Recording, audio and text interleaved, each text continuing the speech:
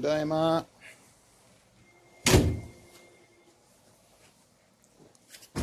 疲れた。ビール飲みたい。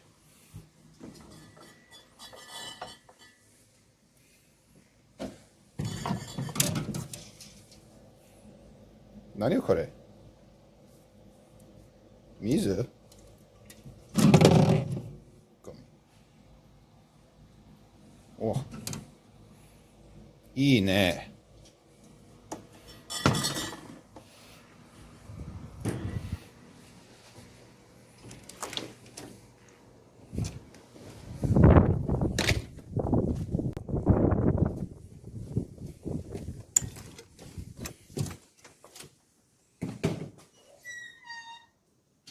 おい、何これ？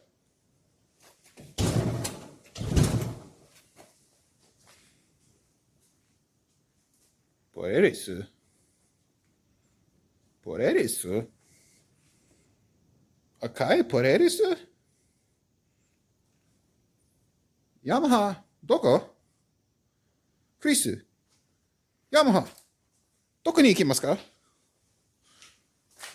なぜ？なぜ？ポレリス？何ですか？ヤマハ、素晴らしい。日本、素晴らしい。どうしてポレリス？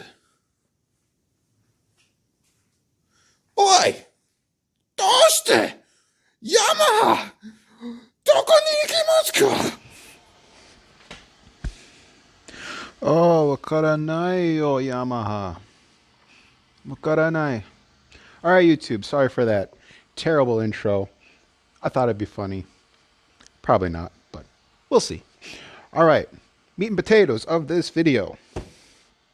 Why I gave up on Yamaha and has now gone to Polaris. Yeah, it's kind of a deal. I was a diehard Yamaha guy, you know, bleeding blue, diehard. Love them 4-strokes. Love that brand. But as we all know, Yamaha isn't Yamaha anymore. Yamaha's Arctic Cat. At first, I was fine with it. You know, let Yamaha get something new to the market. You know, using their motors and Arctic Cat chassis. But for this year, it's a 100% Arctic Cat. An Arctic Cat motor, Arctic Cat chassis with their new Mountain Max. That was kind of the last straw for me. I mean, you can't take a 2-year-old cat, paint it blue, and call it a new sled. Blue! For the love of God. You paint something blue and it's now a Yamaha. Apparently, any snowmobile you just paint it blue, it's a Yamaha. They should have trademarked the color blue. Man, look at all the money they could have made by trademarking the color blue for snowmobiles. Yeah, they should have did that. But really, that's only part of the reason why I left Yamaha. You can be mad at the fact that they don't make their own snowmobiles, or you can be mad at the fact that neither Yamaha or Arctic Cat are innovating in the sector. They're falling behind. Their sled really hasn't changed too much since 2012, maybe somewhere in there. Still running the same display, same basic chassis. They updated the bodywork in 2018, but that's about it. It's not really cutting edge like Polaris or Skidoo. Polaris came out with this 7S display. Skidoo came out with their new display. Not as good as the 7S, but new and definitely better than what Yamaha and Arctic Cat are doing.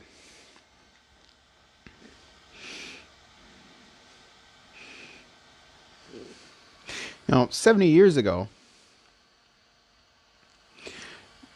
70 years. Back in the 70s and 80s, Yamaha was on the cutting edge. They had the most advanced motors, advanced suspension, market leader. Eventually taped off a little bit. Into the thousands, they switched to the four strokes. It's cutting edge at the time. No one else was doing what they were doing. Of course, they also had the most expensive sleds at the time going into a recession. I imagine that didn't help sales at all. You know, hard times when you're selling the most expensive thing on the market. Yeah, no, probably not so good to do that. But at least they were still on top of it. And then they just completely fell off for a few years until they came out with the Viper, the partnership with Arctic Cat. And we were fine with it. At least they're bringing something to the market. But it doesn't have that Yamaha DNA. It doesn't have that passion for the sport that their old sleds had. You felt like the company cared about bringing good vehicles to the market. And now when you look at it, it feels more like they're just trying to get the numbers right on a spreadsheet so they can show their shareholders that they're doing a good job, even though they don't actually care about the product.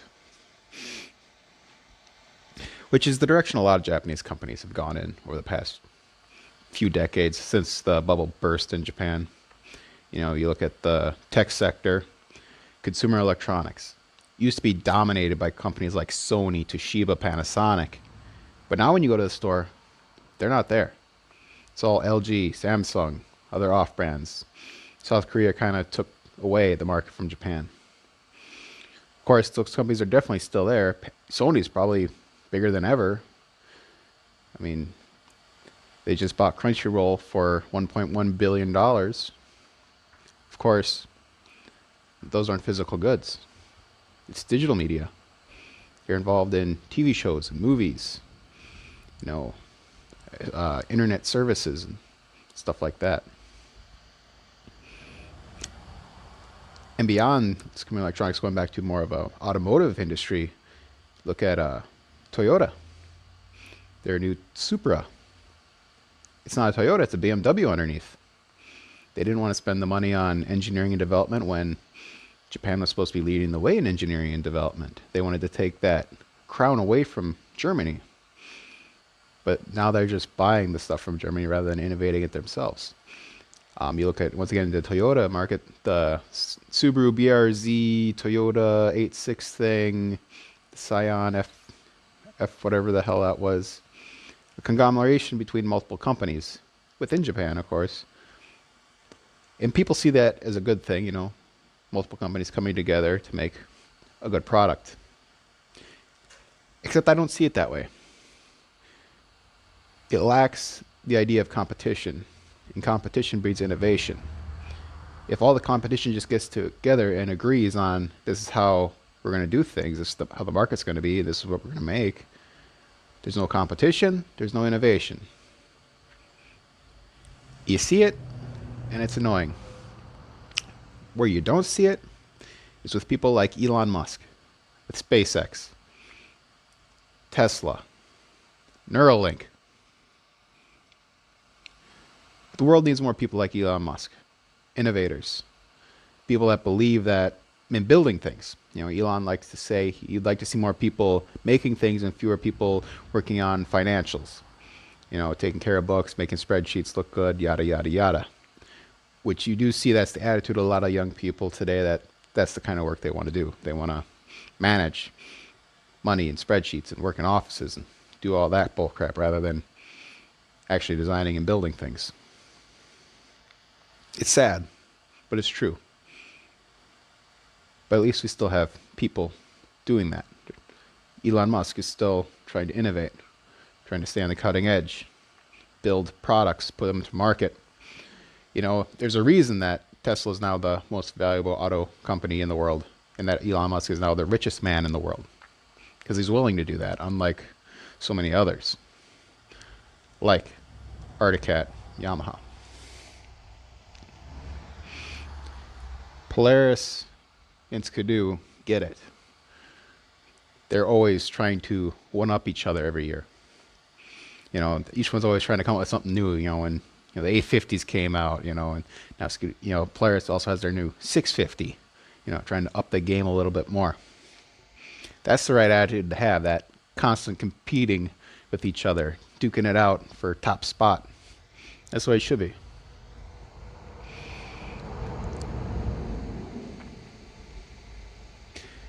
Of course, Skidoo and Polaris take two different angles at that. You put a Skidoo next to a Polaris, and you say the Polaris look cheap compared to the Skidoo. The Skidoo's got better fit and finish. They just look like they cost more. They don't necessarily, they just look that way. But in many ways, the Polaris is superior. Why is that? Or at least, why do I think that? You have people look at complex machines and they say, wow, look at the engineering that went into that. They're kind of looking at it wrong. What they should be doing is looking at simple machines. And wow, they really figured out how to do that simply. Because to achieve better engineering is to do the same thing, the same task, in a snowmobile, achieve the same performance and comfort while maintaining simplicity, reliability, durability. And you see that in Polaris. You don't see that in Skidoo. What impressed me about Polaris, why I went with Polaris over Skidoo, was watching a Snowtrax video where he took the last generation Assault. He took off all the panels in the hood with one hand while holding the camera. You can't do that with a Skidoo. You need tools for the Skidoo. You need both of your hands for the Skidoo. Sometimes you need a third hand. I've taken them apart, I know. So that's where I think Polaris is beating Skidoo. Maintaining simplicity while still achieving innovation and technology. Achieving equal performance while being a simpler machine. I mean, sure, Skidoo's cutting edge. The E-Tech is a masterpiece and all, E-Tech at high advanced two-stroke motor. Uh-oh. Okay, that's nothing. E-Tech's an advanced two-stroke motor and all, but the spark plugs are indexed. You got to take it to a dealership to get the spark plugs changed. I can still do this myself. You look inside this sled, the spark plug wrench holds the belt holder. The clutch tool holds the side panel on. You're using the tools for the sled in the construction of the sled. That's smart engineering. Using the things that have to be there to serve multiple functions. Redundancy. It's kind of the right way to go with engineering and design. Simplicity, but still achieving the same end. What is the future of Yamaha and Arctic Cat? I don't think it's going to be long. I think they're on their way out. Yamaha as a brand will definitely stay around. They're well diversified in many different markets. I mean, hell, their original market being musical and audio equipment. They're still a major player in that. Of course, motorcycles, Yamaha's still up there with the best, even though that market really hasn't changed very much over time. Arctic Cat, you're owned by Textron now. And all Textron really wanted from them was their dealer network. So what happens when snowmobiles stop being profitable for them? Are they just going to cut them out? A lot of companies do. Could they reorganize and redirect and find a new way forward? Sure they could. But that's not what companies do today. Today, companies, they usually choose to just either close or sell. They don't really try to fix what's wrong with them ever.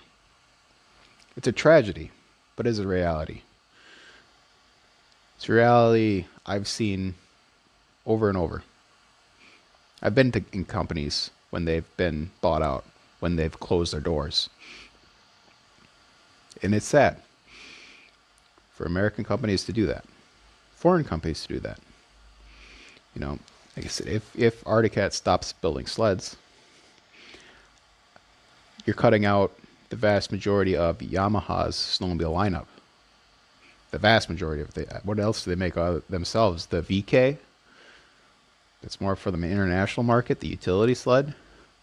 I mean, are they going to be able to design their own sled overnight? Put it to market? Probably not. And they're probably not going to bother. They're just going to drop the market completely. And we'll be bound to two brands, Polaris and Skidoo. Of course, there is hope. There's light at the end tunnel. There's another brand coming. We hope. It's Taiga. Electric snowmobiles. Of course, everyone says that it'll never work. Batteries don't hold up to the cold, you know. Yada, yada, yada, yada. But you know, they said the same thing about Tesla. Tesla's still here. And they're winning. Most valuable auto company in the world. So maybe Taiga's onto something. Maybe they will become the next great snowmobile brand. Maybe if Yamaha goes away, maybe Honda would jump in and make their own snowmobile.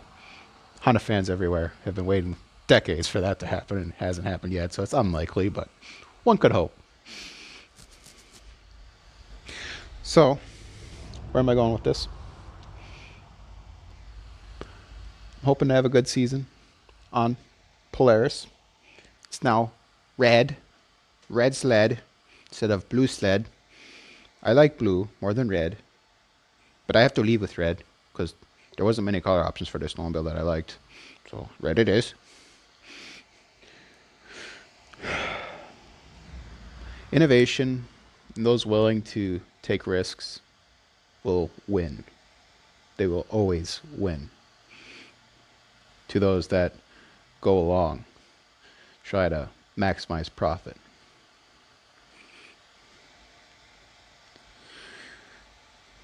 How would I conclude this video?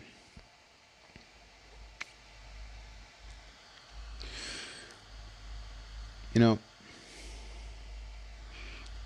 8 years of running Yamaha, switching back to Polaris. I don't really feel the slightest bit bad about it. I will miss it. I will miss the 4-stroke.